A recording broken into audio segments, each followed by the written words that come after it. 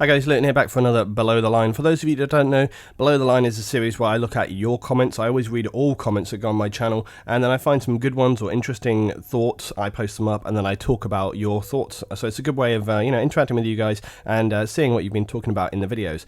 But this week has been a bit of a weird one, because despite Battlefield 1, I've had several videos out, and a gigantic amount of comments compared to some other topics that I've had out, so many. But many of those comments were actually just kind of agreeing or disagreeing with me, or just asking questions we have no way of knowing yet. So it was actually pretty hard to go through and find anything that was actually sort of relevant to talk about. So I've only found like maybe 4 or 5 I wanted to use, and it's going to be a slightly shorter episode than usual. But feel free to discuss about these things down in the comments.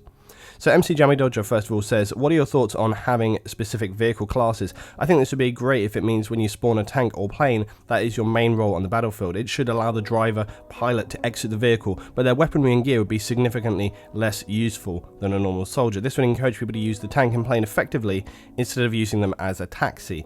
Also, I hope they remove parachutes from the game, as when an enemy bails from the plane at the last minute when you're about to destroy it, it can get very annoying. Also, I don't believe parachutes were common in World War I, but I could be wrong. Yeah, I think he's very right about that. Those are several of the aspects which are very annoying with vehicles, in that people bailing constantly. I've got some videos back on my channel of when this would happen, where people would literally taxi up, bail out, and they didn't even care about the people on board, and they would just die. I'll try and find that video and link it down below.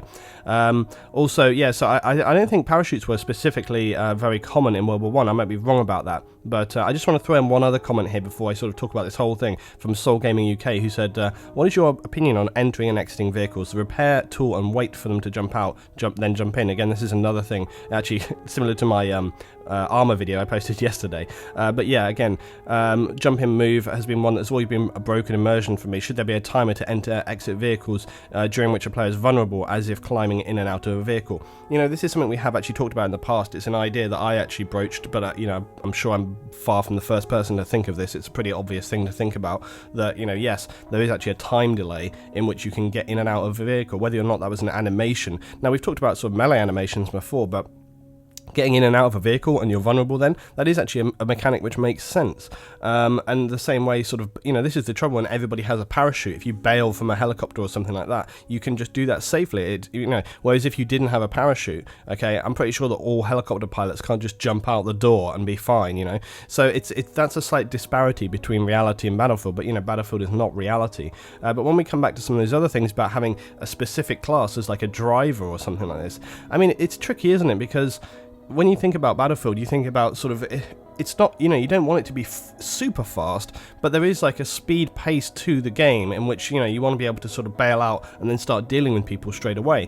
So if you had a very encumbered class as a driver, I expect what would happen is just that nobody'd want to be the driver. That's the trouble. I don't think, very much in the same way as in Battlefield, you're not in Battlefield, in Arma. In Arma, very often with tanks and stuff, people will be like, I'm looking for a driver or whatever. There'll be people sitting in the gunner position. And this happens in Battlefield as well. Nobody wants, look at the helicopter pilot, for example, of the attack helicopter.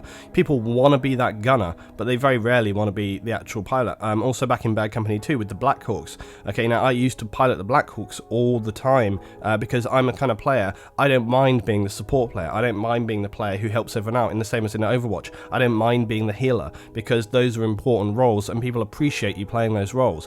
But at the same time, like in Bad Company 2, it always used to annoy me, because I was actually pretty damn good with the miniguns, right? A lot of players were not good with the miniguns, so they'd be firing away furiously but not actually hitting anything, and I'd be like, for fuck's sake, they're right there, like, how are you not getting them? So that was a problem. But yeah, when you think about sort of saying like, oh well, if you take a driver or a sort of pilot class, you're only gonna have a pistol if you bail out. Nobody's gonna want to take that.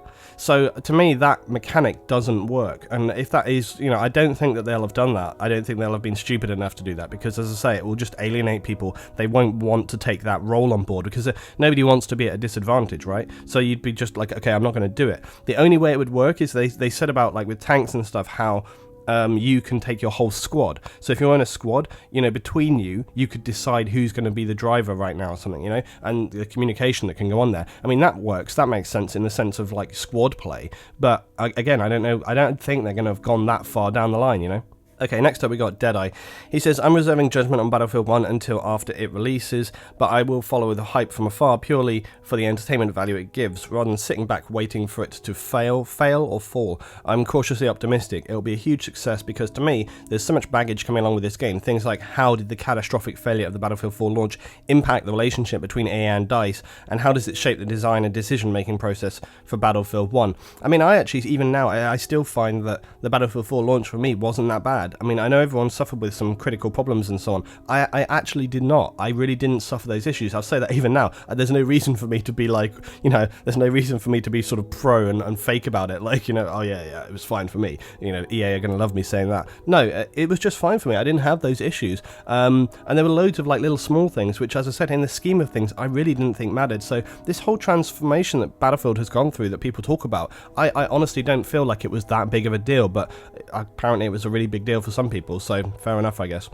Anyway, are they overhauling Battlelog and the squad join features? How robust will the netcode be with the absence of old generation consoles? That's a good point. Will there be the graphical fidelity we've seen in Star Wars Battlefield? I believe that there will, because I think they're going to take that forward. What does weapon progression look like, and what's its relationship with Battlefield Premium? Again, yeah, we don't know, we have to wait and see. Will there be deeper character customization, and will there be playable characters in multiplayer rather than generic soldiers? I actually hope they are just generic soldiers. How big will the maps be, given there was less vehicular use on World War 1 battlefields? Again, it's a good point. I mean, how many tanks are we realistically going to see? And if they are limited, are people going to go crazy trying to get them? And that actually was a thing in Battlefield in the past as well. People running around waiting for stuff to spawn, so I wonder if that's going to be a return. What gadgets will there be? I'm thinking barbed wire cutters, binoculars for spotting. Yep, those are all possibilities. We don't know. Will the combat be more defined between air-to-air and ground-to-ground? Will the explosive ordnance be less accessible and less mobile, making it a more tactical tool? Mechanized warfare was much slower and less efficient in World War 1, so how will that impact the pacing of the gameplay? What mechanics will be implemented to encourage objective team play to be the rule rather than exception? So many questions. Roll up your sleeves, LT. You had a lot of work to do. Yeah, I really do. And the thing is, the reason I picked Deadeye's comment is because it was one of the better, sort of more general questioning comments I found across my videos. It's quite representative of a lot of the comments that people posted. And the thing is, yeah, of course, we want to know a lot about the game, of course. But it's just not there, and this is why I'm not going crazy about the game. I've seen loads of videos of people saying confirm this, confirm that, blah blah blah. I actually said on Twitter the other day I was going to, because back in Battlefield 4 I used to make a lot of jokes about #confirmed, because as soon as any DLC or any patch or anything would come out, a lot of YouTubers would just jump on the bandwagon for like confirmed, because saying something's confirmed is a fantastic way to generate views for your YouTube channel, because everyone's like, oh my god, it's confirmed, oh I must know, because that's going to be something that is definitely going to be in there, when in actuality usually what it is it's just stuff that you could look up yourself. It's nothing special, it's nothing new, it's nothing that's like secret, it's nothing that's like only they have information to. It's usually just something they've spotted that anybody could actually see. So I always found that very funny, and that's why I used to make lots of jokes on Twitter about #confirmed, because it used to make me laugh a lot. Anyway, but that's just me. But the point is that a lot of the questions people actually want to know, okay, there's guns, all right, I mean, when you're talking about like, we see the guns, we know what all the guns are, we know what all the vehicles are. I mean, to be honest, it's as long as it is short, it's a fucking gun. Like I've said before, I've had long conversations about how there is no best weapons, okay, and how honestly, a lot of the time, it doesn't make a huge difference what weapon you pick in stuff like Battlefield 4, Battlefield 3, and Battlefield Hardline.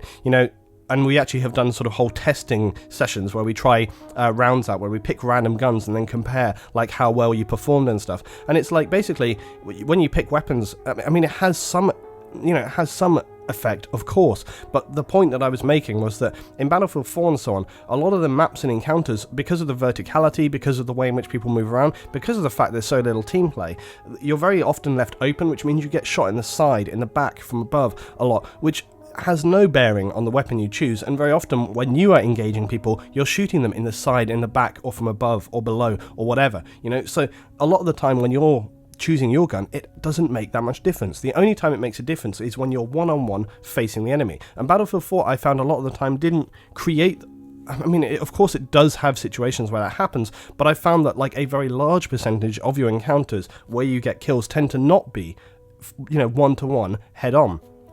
Now, in Battlefield 1, I don't know how that's going to play out. I haven't seen it yet. So there may be, it may be that the maps are very open, very move around or whatever, or it may be that they're more sort of one-to-one and we get sort of more one-to-one sort of head-on encounters. It depends. So confirming all the weapons is all very well and good, but fucking who cares? Because honestly, it really doesn't mean anything. All it means is you know what's there. But what predictions can you make about that? I mean, we already have seen and we already know there's going to be some LMG-ish sort of stuff, which also, by the way, doesn't really make a lot of sense because carrying around those big World War I LMGs, I mean, a lot of the time they were designed to be sat down they weighed a ton. They were so heavy. So placing those World War I machine guns, if you're running around with that, it's just not really feasible. And then you've got your standard rifles, you've got pistols. I mean, it's all kind of gameplay that we know how it's going to be. So how does it help to confirm that kind of stuff?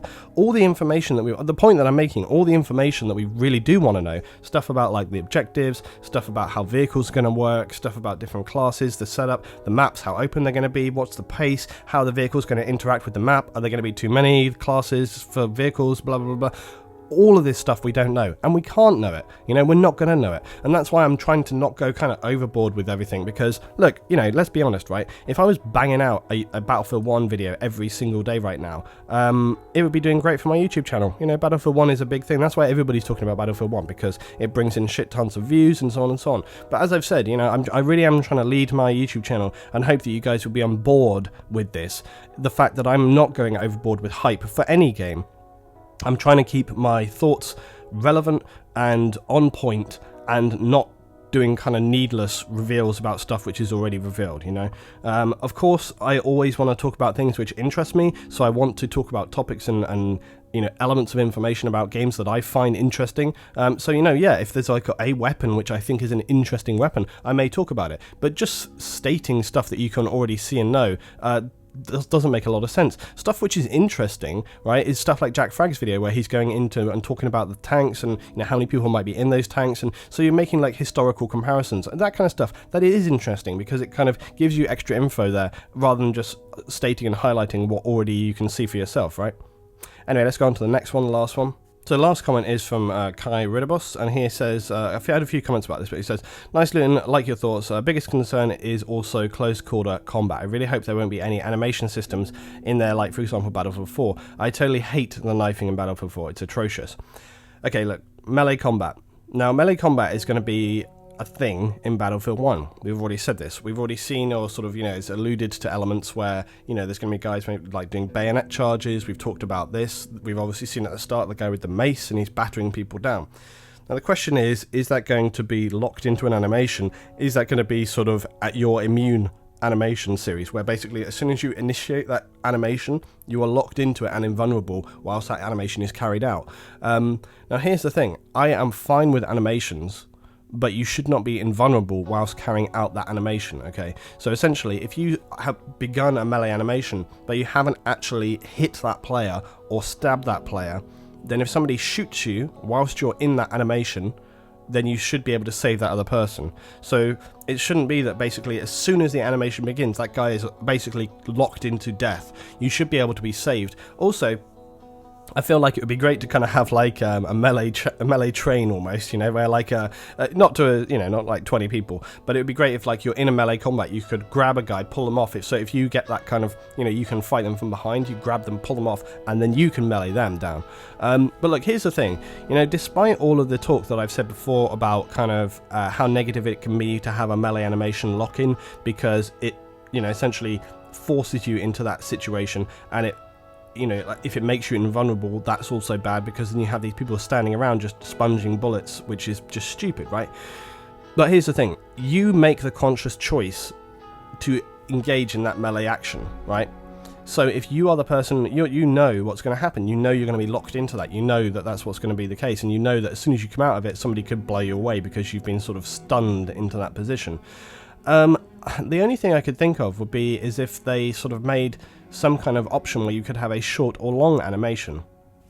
So you could choose like, you know, you just hold like an extra key or whatever. Again, for console it's a bit tricky because you have limitations on sort of how many buttons you have on the, you know, controller itself, and that's actually, that's a bigger limitation than people often talk about with console. And again, for those of you that don't know, I was a big console player for a long time, for, well, all my life really, and also, you know, for the YouTube channel here, for the start of Battlefield 3 and all through Battlefield 3 I was on the PlayStation, right? But now we're on the PC, and you know, like I say, the console is limited. It's not even so much about the power thing, but you're limited in terms of the controller actions. And so with the PC, you can just have a lot more options of things you can do. But that is a limitation for a console, and you cannot get away from that. There's no way getting away from it. There has been some talk actually about sort of keyboard and mouse for console, and we were talking about this a little bit the other day. I mean, I for ages and ages and ages have said, like, you know, you should be able to have keyboard and mouse with consoles as standard. I mean, they have USB ports. It's stupid, and you know, there's no reason why you shouldn't be able to have that. It would make a hell of a, you could bring some great RTS games to console that way, because trying to play RTS on a console with a controller is it's like eye surgery. It really sucks, you know. It's just the worst thing ever. And there's other games as well, like, you know, story point and click games, which would be really good for that as well. But also just FPS in general. You know, FPS on a mouse and keyboard compared to a controller is a beautiful thing. And, you know, to be honest, I was going to make a video at some point talking about PC and like why you might want to look at getting into it, because again, my history, I was on PC for a while, and I moved to London. I didn't really sort of want to have that setup, so I went to console, and now I'm back to PC again, right? So I've kind of had experience for a long time all around. But honestly, one of the main reasons for coming back to PC is just mouse and keyboard. You know, using a mouse and keyboard setup for FPS games is just night and day compared to a console. You know, so. But anyway, that's that little bash over. Let's get back to talking about the Melee stuff. So yeah, I mean, look, there's multiple ways you can look at it, but I think having, like, you know, two versions of a Melee animation, if Melee is going to be very important in this game, or you make it so there's no actual lock-in animation. I mean, this is something that doesn't really get mentioned because I think people just don't imagine it any other way anymore. But basically, what you have is your melee action is just a swing. You know, it's just a swing, and that's it. Because then that way you can smack somebody, and maybe you don't kill them in one hit. You know, because they actually talked. Right, now here's the key piece of information that I probably should have put at the start instead of rambling on like this, but I only just thought of it now. I might actually make a very short video as well talking about this. But look, they've said about the melee weapons and so on having different characteristics, right? So why would they say that if it wasn't the case? Because if you're lock-in animation, that's usually just like a one animation kill, right? So it's essentially like maximum damage. So it doesn't make any difference what melee weapon you choose. But if they've actually said, like, hey, you know, there's going to be some stat choice related to your melee weapon that you choose, that suggests that you're going to have more of a, like, swing action, right? So you hit the guy once with a mace, right? And it does like maybe 70% damage. You hit him again and he's dead. But a bayonet, maybe the bayonet does like 90% damage. So you have to like stab him in and maybe one shot kill, or, you know, just do a bit of a stab and a twist, or, you know, again, maybe if you just have the bayonet but not on your weapon, maybe if you have the bayonet on your weapon, it's a one hit kill. But if you just have the bayonet in your hand, it's like a 2/ kill or something like this, right? So I think that's perhaps more, look, so he bashes him and then he bashes him on the ground. So I don't know. I think that potentially that's going to be what we see, that it's going to be more of a hack and slash battering sort of actual melee combat situation. I think that makes more sense in the context of what they've been talking about, but we really just have to wait and see, as with all of the things. And that's been the biggest issue with these videos, is, as I say, a lot of the time it's people have been commenting and just agreeing with me or flat out disagreeing with me, and then the rest of it is questions about things we can't possibly know. So it's actually been one of the more difficult below the line series for me to actually look at this week, because going through all the comments, of which took me quite some time, a lot of them I was just like, that's nothing to talk about, that's nothing to talk about. So yeah, it's been a tricky one. So if you have any kind of more theoretical thoughts about this game, or any sort of deeper thoughts and meaning about this game, then, you know, please get into that in the comments below. But we'll be returning back to some Arma soon this week, and you know, various other titles, and also I hope some more Dawn of War stuff as well soon. Alright guys, thanks for watching. Hope you enjoyed this episode of Below the Line. Leave your thoughts about the guys' comments and the topics involved here down below. Cheers, see you next time.